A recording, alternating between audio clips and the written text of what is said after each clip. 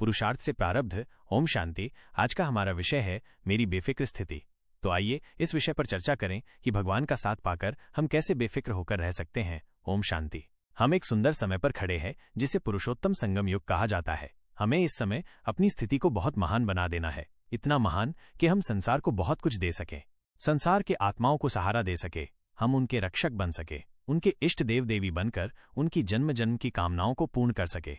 इसके लिए हमें अपनी स्थिति एक बल, एक भरोसे पर ले जानी है। केवल बाबा, उनके ही सहारे जीना, उनसे शक्तियां प्राप्त करके अपने अंदर इतना कॉन्फिडेंस बढ़ा देना कि हमारी स्थिति निराधार हो जाए। समस्याएं आए, बीमारी आ जाए, कोई विशेष बात हो जाए, केवल उनकी तरफ ध्यान जाए, जिसके लिए बाबा कहते हैं कि अंत में एक बाप के सिवाय कुछ भी याद ना आए। हम सभी को बाबा ये ट्रेनिंग देते हैं, अंत में केवल एक की ही याद रहे, तो हम सहज ही इस संसार से अपने घर मुक्ति धाम में जा सकेंगे। अगर हमें औरों की याद होगी, अगर हमें इच्छाएं कुछ होंगी, पदार्थ अपनी ओर आकर्षित करेंगे, देहधारी अपने मोह ममत्व के जंजाल में हमें फंसाए होंगे, तो अंत में देह छोड़ना बड़ा कष्टकारी हो जाएगा और वो थोड़े समय का कष्ट भी आत्मा को बहुत कमजोर कर देगा। भले वो कष्ट पाने के बाद आत्माएं मुक्तिधाम में तो जाएंगी, लेकिन सुख बहुत कम हो जाएगा। हम सभी अपने को ऐसा महान बनाएं कि जैसे हमें किसी का भी सहारा नहीं चाहिए। हम स्वयं में भी समर्थ हो जाएं, अपने योग बल के आधार से, अपने त्याग तपस्या के आधार से, अपनी धारणाओं के आधार से, और हम दूसरों को भी इस तरह सच्चा सहारा देते चलें।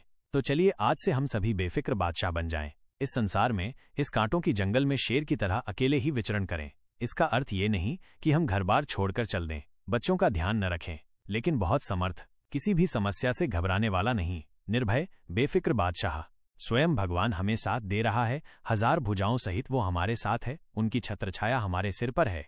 ये सब होते हुए हम निर्भय निश्चिंत साथ में मेरे को तेरे में बदलते चलें, क्योंकि कोई बात आने पर हम देहधारियों की ओर देखते हैं, पहला ही संकल्प उसकी ओर जाता है तो ईश्वरीय याद छूट जाती है, तब उसकी मदद से हम वंचित हो जाते हैं। और यदि हमारा पहला ही संकल्प ऊपर की ओर जाए, बाबा सर्वशक्तिमान, हम उनका आह्वान कर लें, आ जाओ मेरे मीठे बाबा।